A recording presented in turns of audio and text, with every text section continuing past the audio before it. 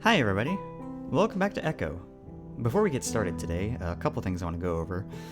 First, this episode is going to contain some disturbing imagery. Please check the pinned comment below this video for a full content warning. And secondly, in the interest of not making the video after this one too terribly long and thus preserving my voice a little bit, I'm going to cut this episode in kind of a weird place. Having said that, let's get started.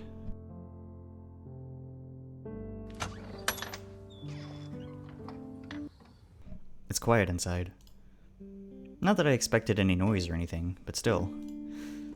Flynn's desk looks pretty clean, except for a stack of documents labeled March 1st County Code Amendment Board Review. Upon closer inspection, there also appears to be a book propped up against his monitor. Municipal Economic Development, Free Market Solutions for Public Problems. A sticky note is attached to the front, with flowery cursive handwriting that states, "Read this!" I hear Flynn step up beside me, seeming to notice my gawking. He doesn't say anything, though. Instead, he just walks over to his computer chair and takes a seat. Carl ambles in after him. If I didn't know better, I'd think he was high, judging from how puffy and red his eyes are. You don't actually come inside here too often, do you, Carl? Carl shakes his head. Still really weird that you're a secretary, Carl half mumbles. Clerk.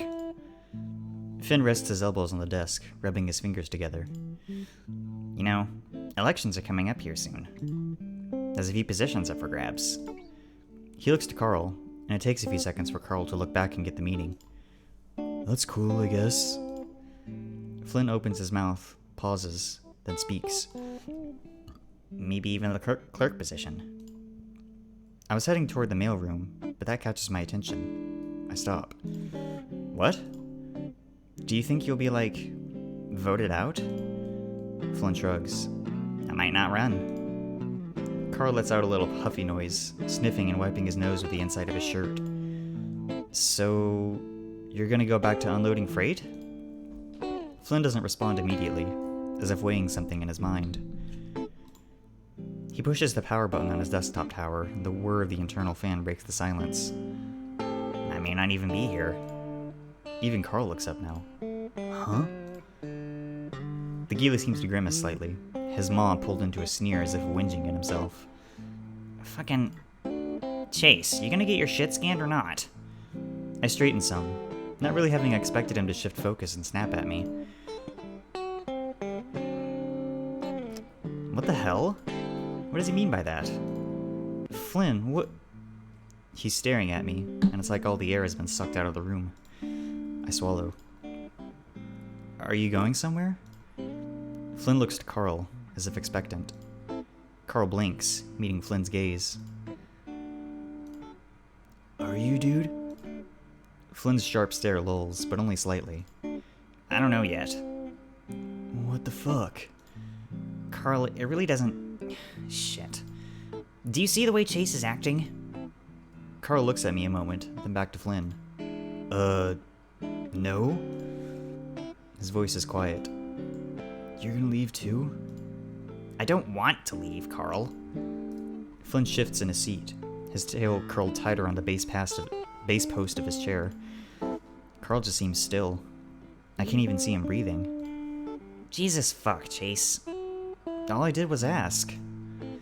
Flynn reaches into his desk drawer and pulls out a can of lemon lime soda, holding it up in Carl's direction. You did something alright.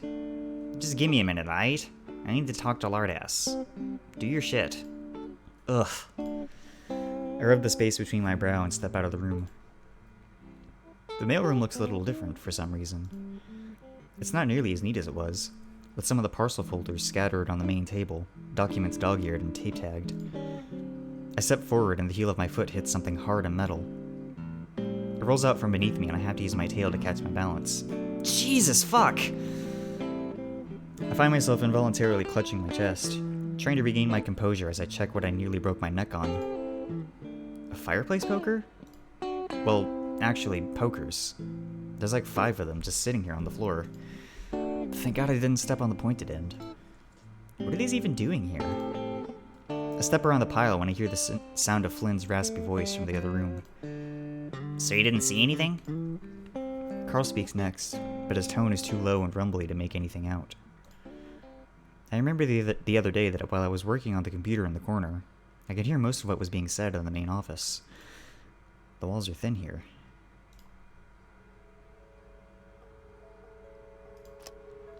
I move to the corner of the room and press my ear against the wall. At first I don't hear anything, but then Carl coughs and it sounds like he's right next to me. Dude, I don't know what you're going off about. Don't bullshit me. Flynn snaps back. Silence follows. I hear what sounds like metal scraping against the wall. The plaster drywall creaks ever so slightly in reaction to Carl's shifting weight. I don't know. Flynn sighs. But why didn't you tell me you were going? I might not. Nothing's set in stone.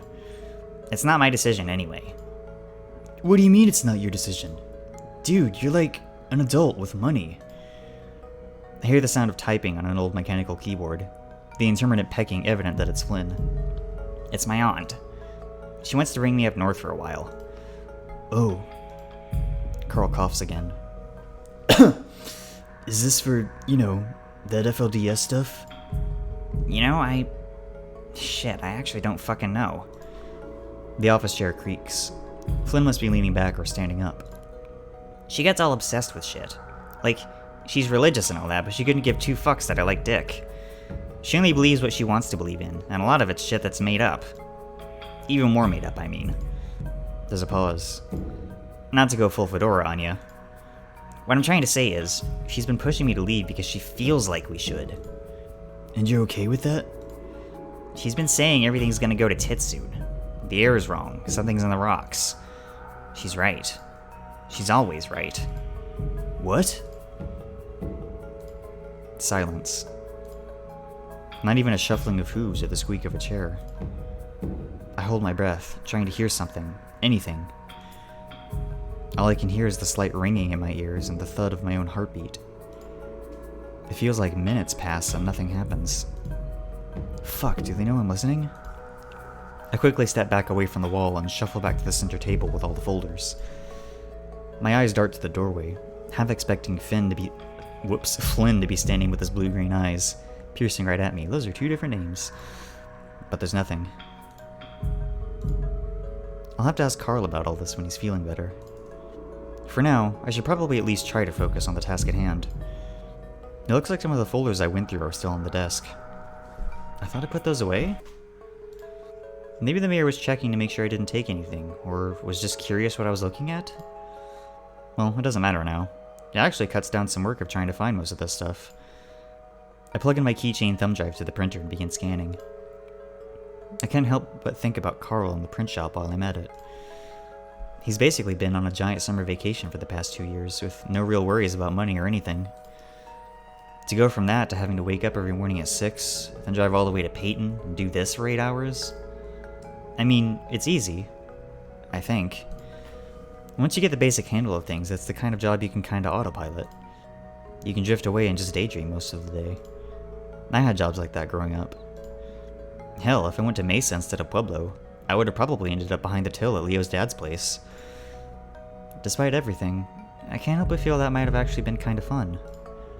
Leo's dad is really nice, always offering to help with things and never seeming too skeeved regarding gay stuff. But, of course, I had to get away from this town. And Peyton's not far enough. I'm still not even sure I like journalism. I mean, the classes are interesting and all, but I'm imagining trying to sell myself and my work to all these outlets and... I don't know. I guess I don't really have the energy for it. Plus, I never really liked looking at myself on screen. Huh. I don't really remember seeing this one before. This must be from a folder I didn't look at. There's no descriptive text attached to it. I place the photo on the scanner. After a few minutes, I think I've got most of what I need. I remove my thumb drive and turn the power off of the scanner. As I step out into the hall, I notice that the door to the mayor's office is open. It's still pretty quiet in here. I never really knew much about Flynn's aunt. She was kind of in and out of his life growing up, from what I recall, and usually didn't stick around Echo for long. Her and Flynn's uncle had a weird relationship. And it wasn't like I ever hung out at Flynn's place enough to learn more. He was always just a bit too old to really pal around with like I did with the rest of the group. I mean, Leo was like a year younger, but he didn't really act like it. Flynn was basically an adult by the time he was 14 by the way he handled himself, all self-reliant and such. Curious, I step into the office and am taken aback by how much it smells like potpourri. My nose takes me to the source, a small bowl filled with slightly decayed plant life of a wide variety of colors. It gives the office a sort of flower garden scent which doesn't really match the aesthetic. Black, white, and red everywhere. Like a supervillain who could only buy hobby shop decorations. I step over a small pile of alabaster quartz which sits in a ceramic dish on the floor. Which is strange, of course. There's a weird looking globe on the edge of her desk, too. I step closer and notice several little prongs which hover over what I think is the meridian. Actually, there's no landmass indications, or any labeling on the sphere to speak of. I reach out and touch the smooth, plastic surface. Pressing down, I give the globe a gentle spin. As it rotates, the middle prong begins to bounce like a dowsing rod before sticking to the surface. As the sphere begins to spin, the sticky effect lessens and it bounces back. Huh, must be a magnet on the other side. I spin it some more and the other prongs lean slightly towards specific points on the globe. It's kind of a weird knickknack. There's not really anything in here that can help me with my project. With that, I turn and make my way back to the front office. Suddenly, a familiar lynx rounds the corner. Chase? What are you doing here? He stops in his tracks, fidgeting with himself. The feline keeps rolling and unrolling the bottom of his shirt. I don't see any sign of Flynn or Carl. Hi TJ. I was with Flynn and Carl. I'm scanning some stuff for my project. Oh. He frowns at acknowledgement, nodding. How did Carl's job interview go? His frown shifts to a tepid smile, awaiting my response. Not good. And just like that, it's gone. Oh. Well, there's a lot of work in Peyton. He'll snag one eventually, won't he, Chase? I fold my arms over my chest. I think he might need to get over some stuff before trying again, honestly. Anxiety, all that sort of junk. TJ nods. Weren't you going hiking? TJ glances to the side, seeming to eye each open doorway with a sense of wariness. Flynn texted me and said he wanted to talk. You know, about what happened at the lake. I blink. And you agreed? My voice comes out more surprised than I intended it to. Again, TJ nods. TJ, you don't have to... It's my decision, Chase. I want to help. I sort of knew this was coming when I came back. And I know it hurts Flynn. Despite his words, TJ doesn't look remotely confident, the lynx shifting restlessly. But I didn't know that you would be here, though. I don't know exactly how to respond to that, so I pull up my phone and tap away, giving the lynx an understanding nod. Sort of the Carl maneuver, I guess. Well, don't worry, TJ. It'll be okay, I think. You think? We're back. Carl got sick again. Puked all over the historic hanging tree. Carl offers a meek wave, which freezes when he sees TJ standing next to me. He quickly shoves both of his paws into his front pockets. Flynn notices TJ as well. He doesn't show any signs of nervousness. Jesus, is this really happening? He moves over to us and rests his behind on the back of his desk, his large tail wrapping around it. There's something about the sight that accentuates how damn huge he is, and I can't help but wonder if he's doing it on purpose. Carl remains motionless by the front door. We lock eyes for a moment, but our attention shifts as Flynn speaks. Thanks for, showing up and stuff. TJ says nothing, the lynx standing next to a small pot which he keeps bouncing his foot against. I see Flynn's Adam's apple bob, the Gila wetting his palate like his whole mouth has gone dry. Meanwhile, Carl looks like he's about to be sick again. Excuse me for a moment.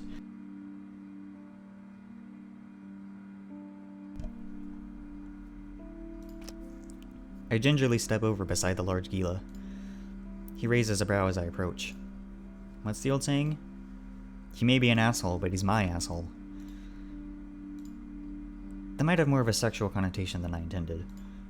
Regardless, I told Flynn I wouldn't stop him when he finally did this. The question now is whether I can manage to keep my word or not. TJ, you can sit if you want. I don't want to sit. The Lynx responds quickly. Want some water or soda? Do you still drink soda, or does that just give you too many hell points?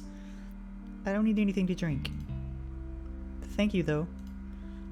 The feline remains on edge, guarded, seemingly readying himself for the Gila to explode like he did back at the river. Aight. So, I'll ask you again. What happened, TJ? For some reason, hearing those words again makes my heart lurch within my chest. This is so fucked up. And I told you I don't know. How the hell can you not know? You were there. Play it back to me, step by step. Flynn. I see the lizard's tail pull inward. Flynn himself is stone-faced, but he can't keep that thing still.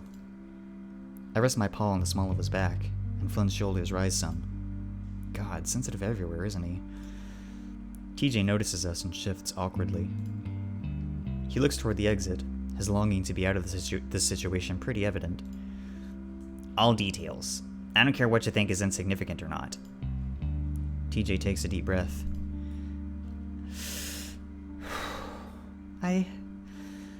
We were all playing on the beach. I was building a sandcastle. There wasn't much sand, so I was using mud. Jenna helped. So Jenna was with you? Not the whole time. Sydney ran up and did a wrestling move on it. You were behind Sydney. You laughed. I think Carl did, too. No. Carl's protest is barely audible. I'm starting to remember some of this. Carl was asleep, wasn't he? And Leo? He was finding skipping stones, I think. Leo wasn't there. Leo's prepubescent voice fills my mind. I'm sorry. His language skills weren't great, so he just stumbled through a sobbed apology. I promise, protecting all of you. From now on. Chase was. He looks over to me for a moment. Yes, he caught up with me after I ran off. Flynn, you were there for this part. You remember all this. I remember Jenna coming up and yelling at me about Sydney. You were the one who told him to destroy my sandcastle. Flynn's eyes narrow. This isn't about your stupid fucking sandcastle. TJ crosses his arms over his stomach, as if hugging himself. Sid's dead. What happened? I see TJ's legs start to shake some beneath him. I have to stop this. Flynn, enough. The Gila looks at me, his eyes a little wider. What? This isn't going anywhere. You're just making it awkward. Fucking what? You're just I don't give a fucking shit if it makes you a little uncomfy-like. You're all goddamn adults. I'm sure all your expensive therapists told you to talk about it, so talk about it. Chase caught up with me. All eyes shift back to TJ. He kept asking where Leo was. Then he ran off. Flynn looks to me. I couldn't find him. Someone's knocking on the door. What are you doing? Jenna marches in with her phone in grasp, seeming to ignore everyone else in the room but the Gila. Flynn grits his teeth, swearing under his breath. This absolutely better be the scene of you apologizing. Her gaze finally shifts to the rest of us. Judging by the expressions on our faces, I think she's able to quickly discern that is not the case. You are completely out of line. Jenna, not now. TJ came here on his own volition. You're disgusting, you know that? You get pleasure out of toying with people. You always have, no matter how much it hurts them. She stands in the center of all of us, speaking in a clear, solid tone. It doesn't seem to matter that she's over 1.5 feet smaller than Flynn. Like I was saying, TJ came here on his own accord. The others can vouch for that. There's only so much that can be of his own accord when you've been harassing him with text messages all week. Sydney was my best friend. I'm fucking entitled to know what happened. You are entitled to nothing! Jenna retorts quickly, speaking in a tone that's as sharp as a knife. The room goes quiet. Jenna's glare is not wavering from Flynn, who's looking at the floor now. Finally, she speaks again. It would be best if you just left now, Flynn. You're in my office. Your office? She lets out a quick, exasperated breath. You are a receptionist at a publicly funded city hall for a town of barely 50 people. You need to get over yourself. Leo pushes his way in past Carl, the wolf also looking at his phone. Flynn! TJ and I do our best to get out of the way. He doesn't even notice me. Flynn stands straight up. What? You know what? The wolf seems to put himself in between the Gila and TJ. Flynn just blinks, holding up the flats of his large hands. I'm not going to hit him, Jesus shit fucking Christ. Suddenly, he looks straight at Carl. I told you, it's a goddamn conspiracy. Jenna lets out a disgusted noise. Ugh. Is that what you think?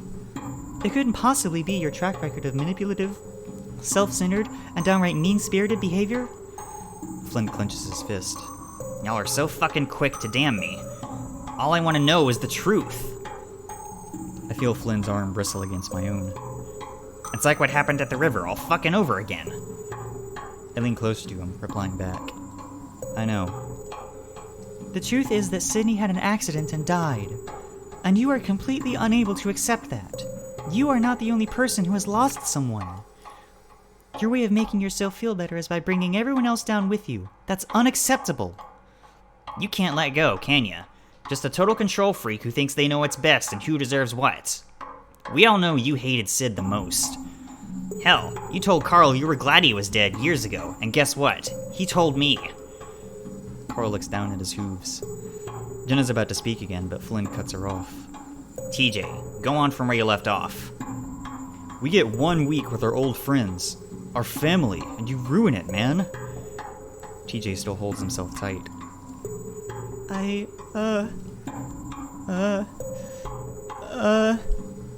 need to do something. I release my hold on TJ and step forward.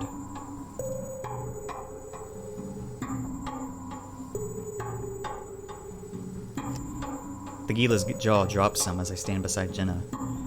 I can't let you do this anymore, Flynn. I'm not just your damn toy who you can use for your stupid plan. I just wanted to help you, to fucking understand you for once. Remember what you said? I'll beat the shit out of him if I have to? TJ backs away some, his eyes widening. Jenna furrows her brow at Flynn, who looks a mix of befuddled and enraged. That's not happening. Bullshit, bullshit, bullshit! The giant Gila practically hisses. I don't think any of that shit you said about Leo is true either. At first you just kept saying he's changed and that all he does is bully people and fuck randoms. Jenna's right, you just manipulate people to get what you want. You knew damn well that I was hoping... that I wanted...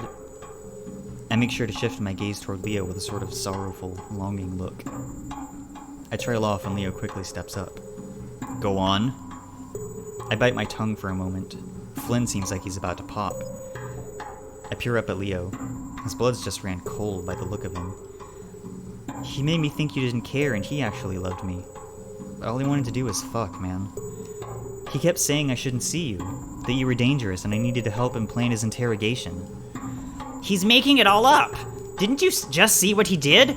He does it all the time now! That's why I texted you guys. I didn't want TJ to get hurt. You're the one who texted them? Chase.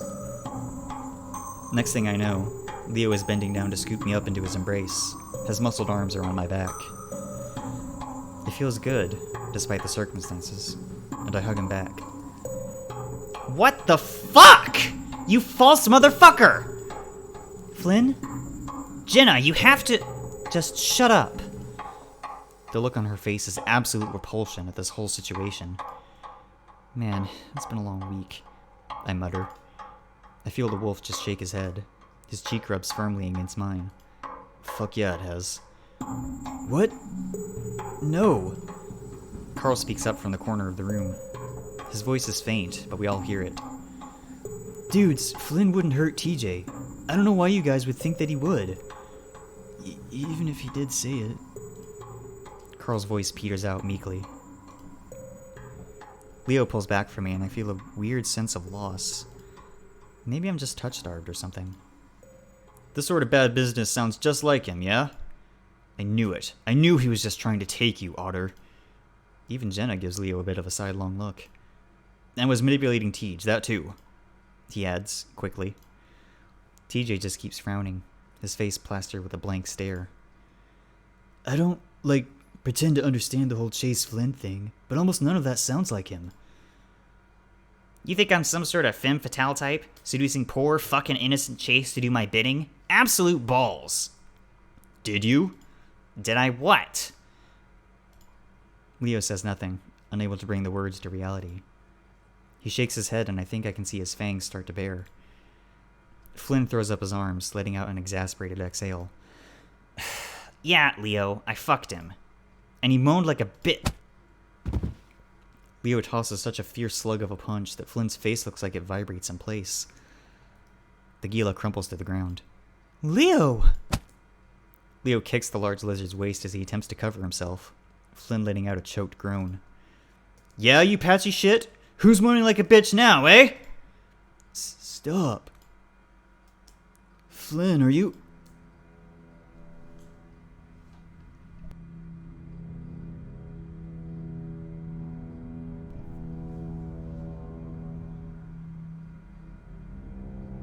Hey.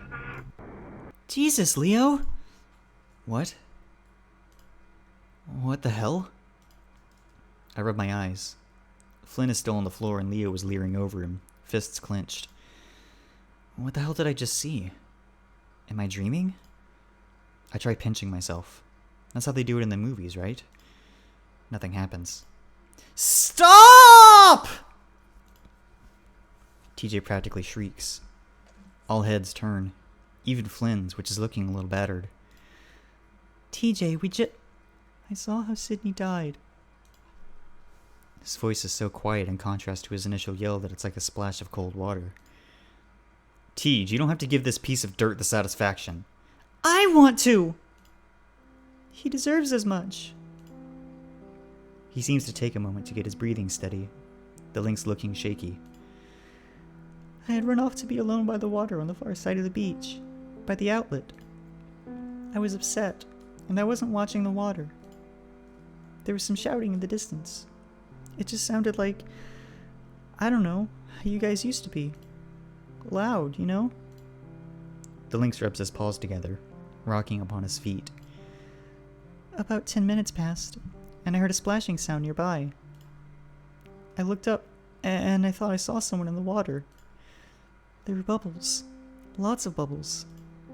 And then I looked up and saw this thing standing down the shore a ways. It was really tall, like a person, but burned all over. Like hot ashes in a fire pit. What? Tears brim at the edges of TJ's eyes. It started walking into the water, and I just ran. I ran and I ran and I ran. Carl looks at TJ dumbfounded. Please. Flynn sputters, visibly in pain. No more fucking bullshit. I'm serious.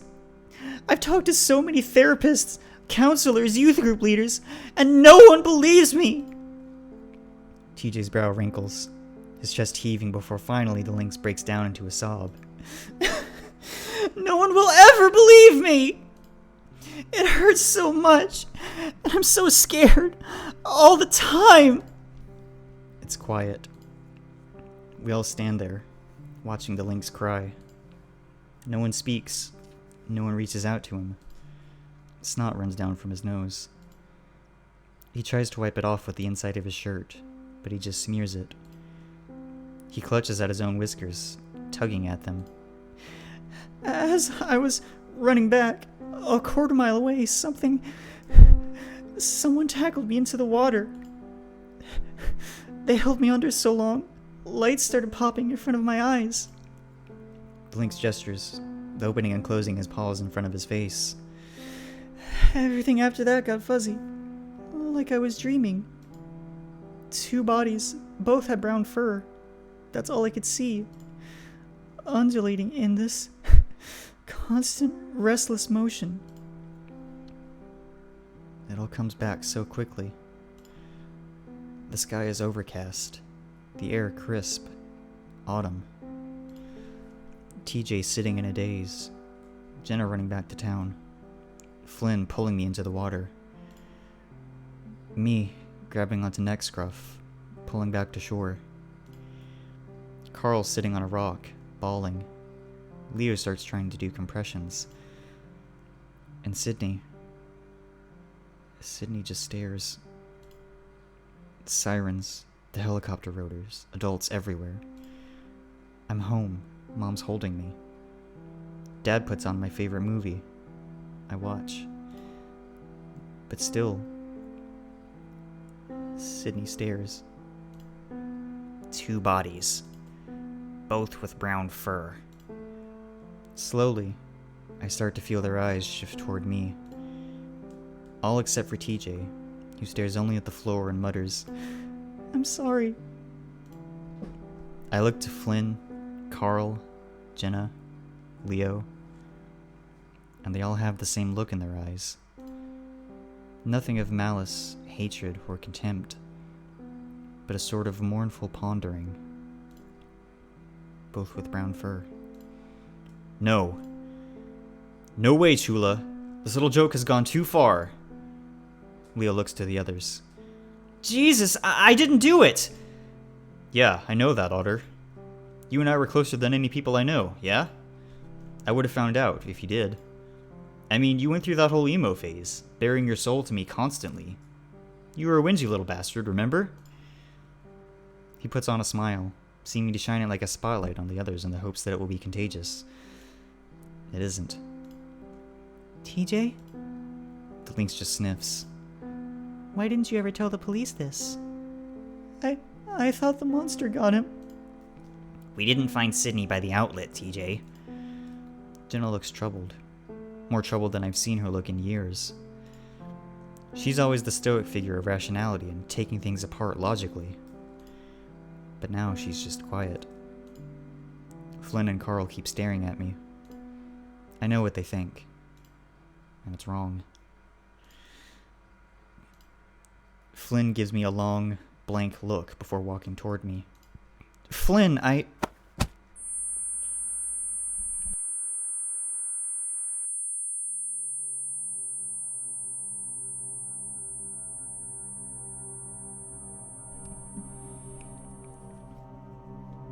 Oh my god, Flynn! Jenna's voice comes out muffled as I stagger back, grabbing my jaw. Ow! It feels like my brain is scraping the top of my skull. I just want to lay down and sleep. My knees go weak, and I can feel myself teetering backward as if in slow motion. For some reason, it's like I'm expecting nice, cool water to greet my backside. That tipping sensation sticks with me, and I realize I'm not actually falling. Flynn! Flynn! Flynn! Flynn! Leo's shout keeps repeating, and each time it's quieter and more distorted than before. You hold your paw up in front of your face. And you actually do it. You move. I didn't do that? The kids in front of you are just red blurs. I just want to lay down. Don't. There's a black and orange figure in front of you. Don't let the lizard hurt him again. You hear shouting, but not from inside. Outside. The blurred group isn't looking at you anymore. Get out. I don't care! I don't care anymore, you faggots! A cracking voice comes from outside. If I had to guess, it sounds like it's coming from down the block. Everyone but Flynn is peering out a small window near the door. The Gila, however, is still staring at me. His eyes look like they're shaking in their sockets. Oh, Lord, my Lord, good Lord! Oh, how you test me so! I fall upon my knees and ask you where to go! What's going on? Carl tries to peer past the bulk of Leo to see where the commotion is coming from. My head is still reeling from Flynn's punch. He's never hit me before. Well, Never seriously. He wasn't ever the sort that got into physical fights growing up. Usually he'd just stomp off and sulk if something truly upset him. But now he doesn't look like he's budging. It's Clint. Who is he yelling at? God? Leo looks over his shoulder, peering at me. You okay, Otter? I feel heaven's call on every canyon's edge. Just past the overlook window. Or at the bottom of the water, all tied up with a kedge. I feel myself backing up. It's like how I felt on the roller coaster, strapped in on the chain lift. What's happening to me? Chase? Flynn begins to follow. Flynn, you stay right there or I will beat your ass double hard, yeah? Leo, for God's sake, all of you stop. Where are you going? I make a sound. I think I say home, but it comes out rather garbled. You can't keep running away from this shit. TJ squints, his nose pressed against the window pane. He's holding something. Yeah. I keep stepping back, my legs feeling like they're vibrating. My movements are abrupt and jerky. I manage to get into the hallway and approach a door covered with caution tape. A placard denotes it as the reading room. I grasp the handle, and I have to give it a hard shove before it budges. The door is heavy. I'm nearly overwhelmed by the musty smell from the inside. The corner of the room is completely stained from rain damage, and the roof is boarded up. There was an exit here, but it's gone now. Why do I know that? I stare at the little section of wall where the old wooden door used to be. A small picture of a group of quail crossing a dried wash is in its place. As I move to leave, I notice the door won't open. It's hard stuck in place. Locked. A sharp crack rings out from somewhere outside, followed by the quick scurrying of feet upon the carpeted floor of the lobby. A gunshot. I try the door again, more fervently, hoping that I'm just pulling a Carl here and pulling when I should be pushing. Still nothing. Fuck. More shots ring out, this time accompanied by a dull thud and the sound of stucco being shattered. Those ones hit the building. I get down on the floor, my heart pounding. It still feels like I'm moving in slow motion, even with the adrenaline pumping through my veins. What the hell is wrong with me? I hear the front door open, followed by more scurrying upon carpet. Why the hell are they running outside? I hear an engine start, then the splaying of gravel as what sounds like Leo's van drives off. They left me? Even Leo? I crawl on the floor, making my way toward the corner of the room. I pinch myself, trying to snap out of this strange malaise. I can hear the occasional shout from out on the street, but it's all gibberish now. Leaning back against the wall, I rub my throbbing temples. Tweakers. Couldn't have showed up at a better time. I try to listen to see if the shouting is getting closer, but it's difficult to tell. If that really is Clint, this is really out of character for him. He never really was the singing type. Screaming about faggots, yes, but singing? No. Looking around, it seems like most of the old books and such have been taken off the shelves and put in assorted boxes to prevent water damage. Having lived here my whole life, I've never actually been inside here. That feels like quite a feat, noting I've covered damn near every other square inch of town. There's a few binders and booklets near my side, with titles like Colville Stormwater Drainage Plan 1999 and Drought Resistant Plant Guide. Next to them, there's what looks like to be some kind of unopened canister of fumigation stuff. I reach down to grab it when I notice the fur on my arm.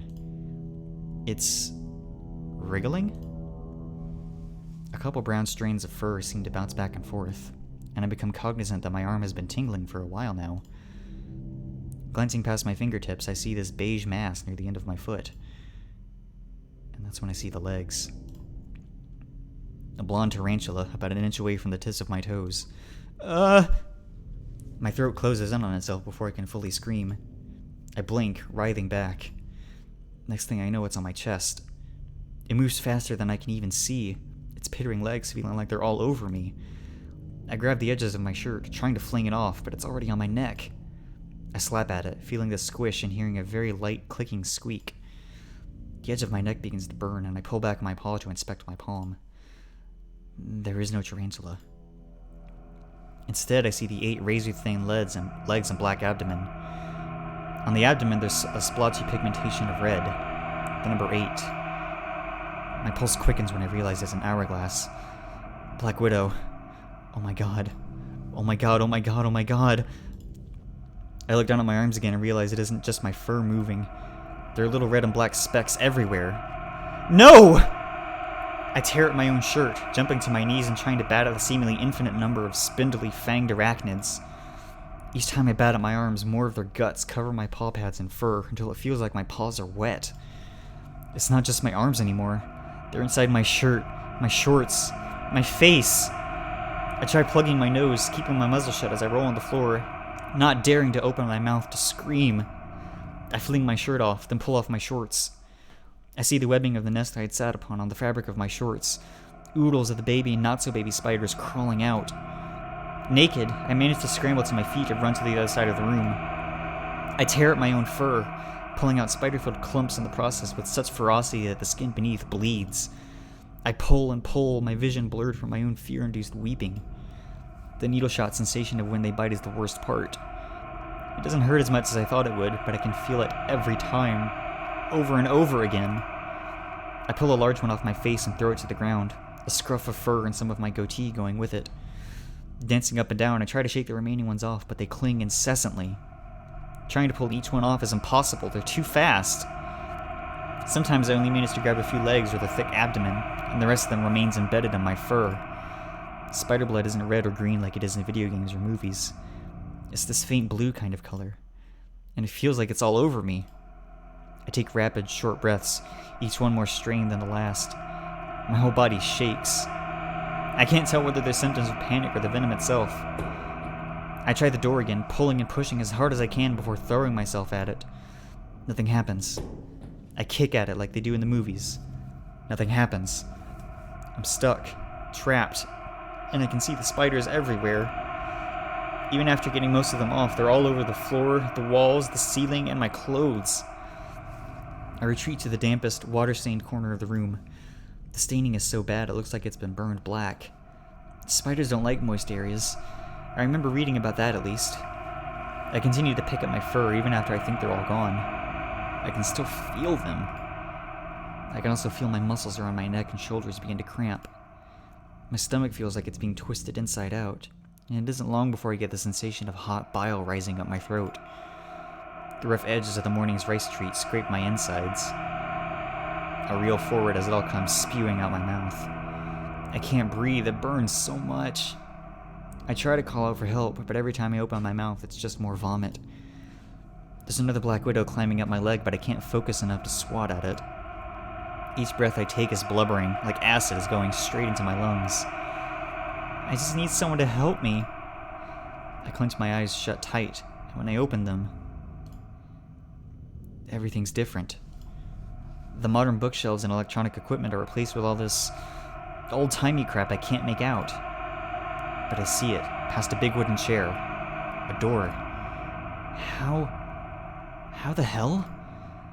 The puking has slowed to a trickle from the edges of my mouth, but my insides still burn. I manage to push myself off the wall, stepping upon creaky floorboards that weren't there a minute ago. I stumble past old wagon wheels and piles of what appear to be Bibles. Eventually I reach it, the light. The door is already open ajar, so I just push. And it doesn't budge. No! Why? Why won't it open? I sink down to the floor, half collapsing as my knees start to give out. Help! I finally manage to croak out. Good lord. I manage to turn my head in the direction of the voice. A blurry figure now stands in the room, his voice one of shock. Professor Tibbets! I can't tell if he's looking at me or past me. Cliff? And just like that, he's gone. The room, though, the room is still here. It's all red, like before. I feel compelled to stand up again, but my legs won't budge. I just can't. Everything hurts. I shift my eyes down. The Black Widow that was crawling up me earlier is now a blonde tarantula. Why? Why is this happening? Someone... I can't think straight. I just want to go home. Leo! Mom! Help! I miss home. God, I wish I was home. I hate this. Why won't anyone help? Why'd they all leave me? Why can't I get out? Useless. No! Don't tell me that! Just die already. I'm not gonna die. I'm not. The cramping in my muscles is the most intense I've ever felt.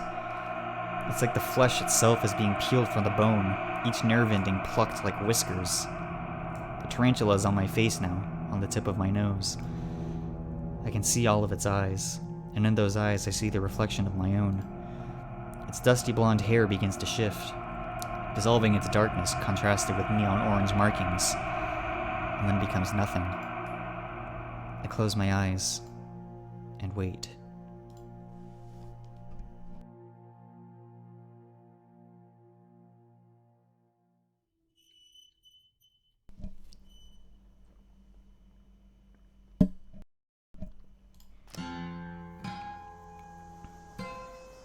Dead. I sling the bow over my shoulder and set my quiver down on the little yellow plastic table next to me. It's got a little cubby holder in the center meant for storing crayons and shit, but I haven't used it for that in a long time. I approach the target and tear off the photograph I printed out at the school's library. I remember the librarian giving me quite the look about it. Not that I was gonna explain to her what it was for. Right between his turban, though. Not bad for 150 feet. I smile, holding it up and seeing the sunlight shine through the hole. It's at that moment, though, I start feeling a bit silly. Who the fuck am I kidding? Nobody's gonna kill this guy with a bow. They'll blast him into 100 pieces with a weaponized UAV. Also, they don't let faggots in the military. Still, Uncle will dig this.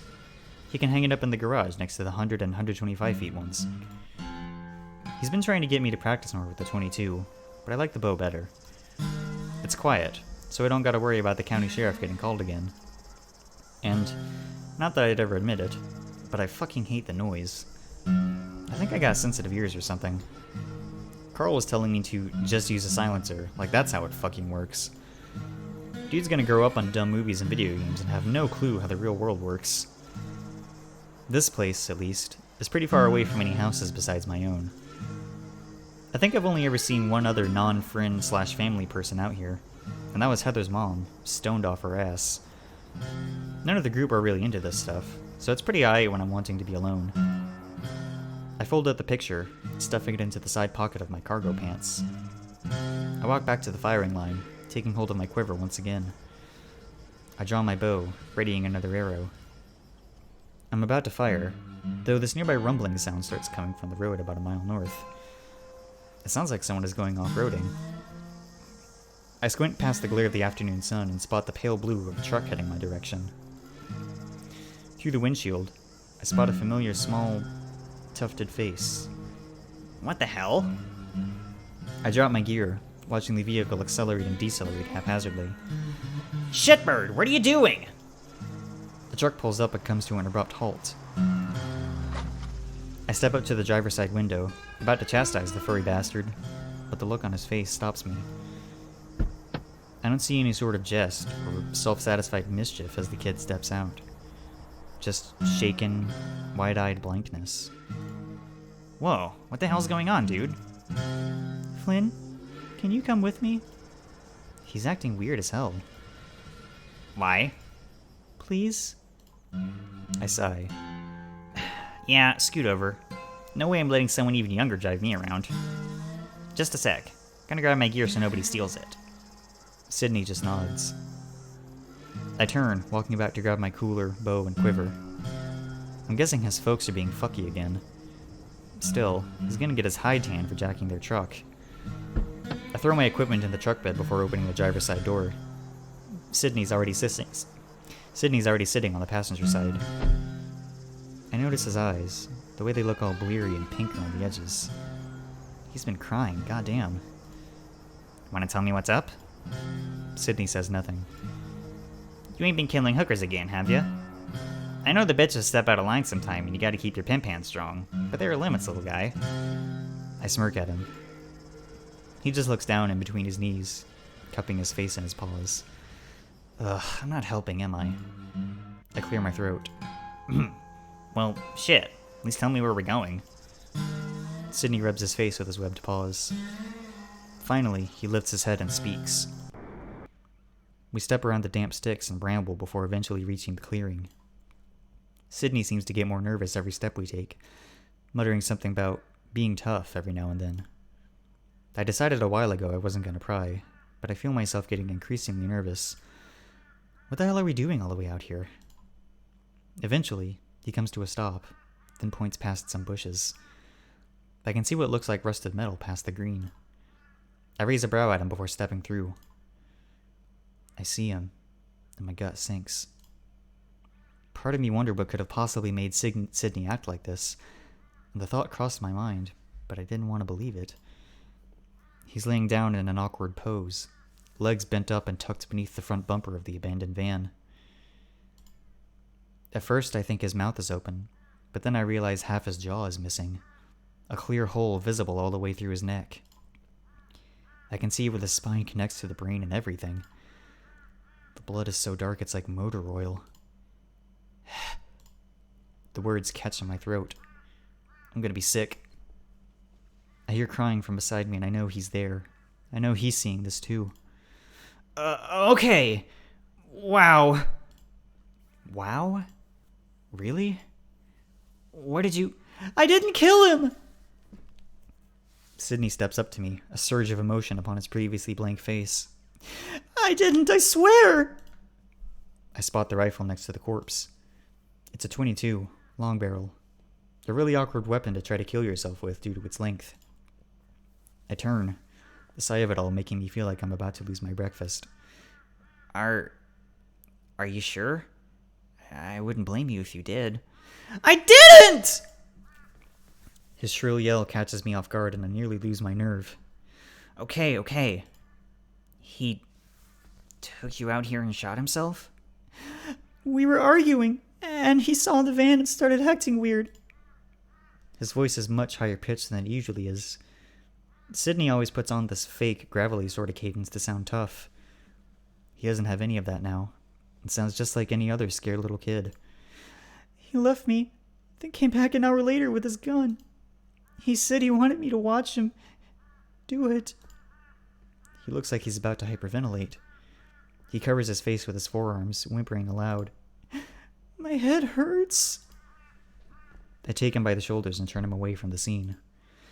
Let's take you back to the truck, eh? I believe you. Sydney's dad was a weird motherfucker.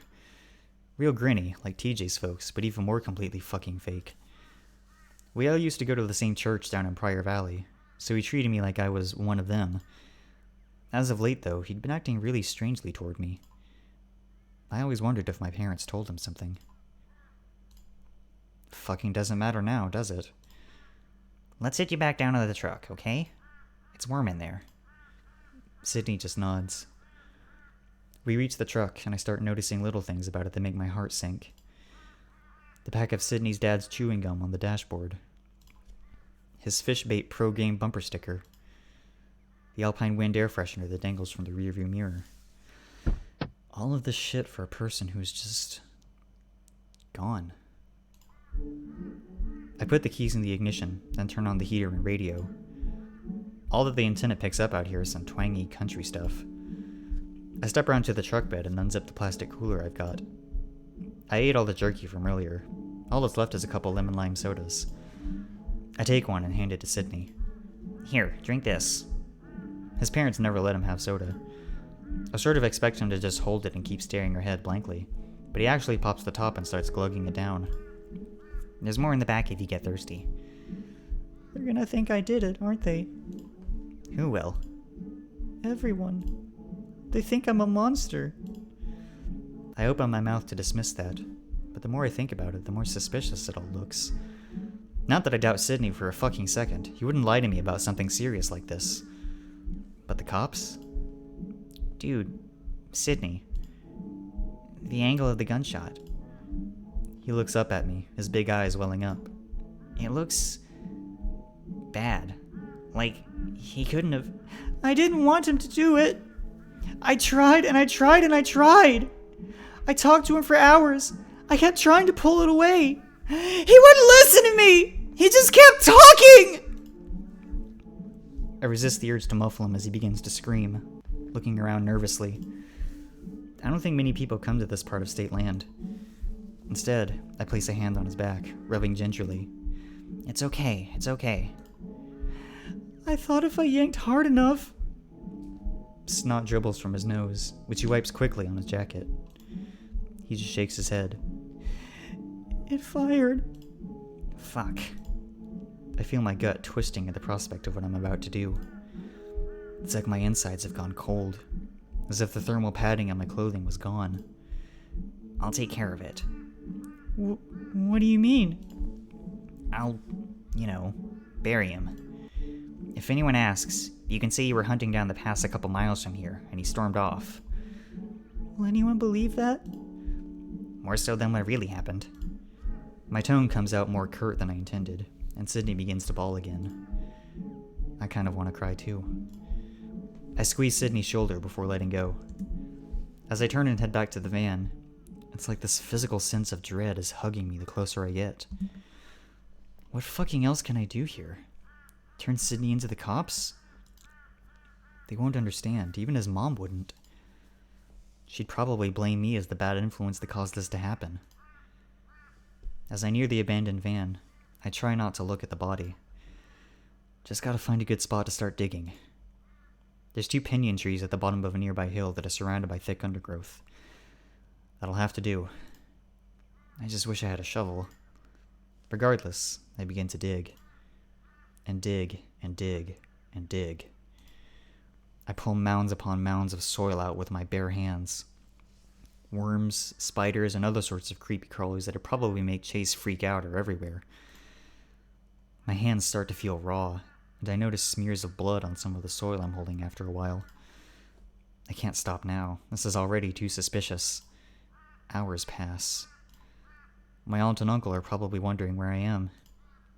I don't know what I'm gonna tell them. The truth? No. I'll just sneak in, act like I'm taking a shower, and change my clothes, then wash them when I get the chance. I think I finally get it deep enough, though my arms are numb as all hell. I glance up the hill and see the very edge of Sydney's dad's foot. Just need to get it over with. A quick tug and haul and we'll be home free. I don't move. I just keep staring at it. Like, it'll start twitching or something and I'll hear his voice asking me what I'm doing. It's just so still, like a rock. Empty. It reminds me of the upside-down cockroaches that I find in the garage all the time. Just empty husks that once contained life, and are now just a shell. I'm overcome with the notion that I really, really don't want to die.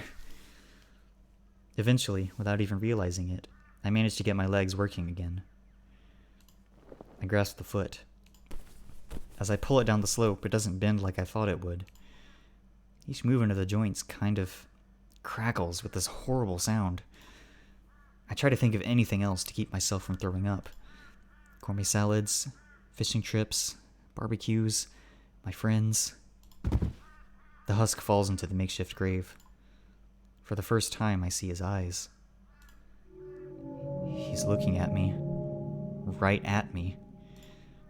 I always thought that looking at a dead person's eyes would be like seeing someone who's looking through you. But no, it's like he's focused on me. Fuck! Are you... I look down at Sydney's dad expectantly. No response. One of his arms is sticking up, frozen in rigor. It's too tall and could stick out if the topsoil blew away. I take a deep breath and step down on it. It crunches like a bunch of dry twigs. I jolt back. Fuck! I scurry back up the hill, grabbing the rifle, the shell casings, and the dead duck for good measure. I toss it all into the pit before feverishly covering it all with dirt. It's at that point I notice Sydney standing nearby, clutching under a tree like he's afraid he'll blow away. His brown cheek fur is matted with tears, and he wrings his heavy tail like a wet cloth. I make sure to cover the face as fast as possible, though I still think Sydney saw it. I wonder if he thought the eyes were looking at him, too. I scoop the last full mounds of dirt on top, wiping the blood off on my jacket. I'm panting. Sydney looks from the grave to me. He opens his mouth, pauses, then quietly mutters, "Thanks, Flynn." I don't know what to say. Yeah. I nod for some reason. I manage to look him straight in the eyes this time. Where do we go from here? Something happens. It's something on his face. It's like he's not himself. We'll be okay. We're tough. None of this matters.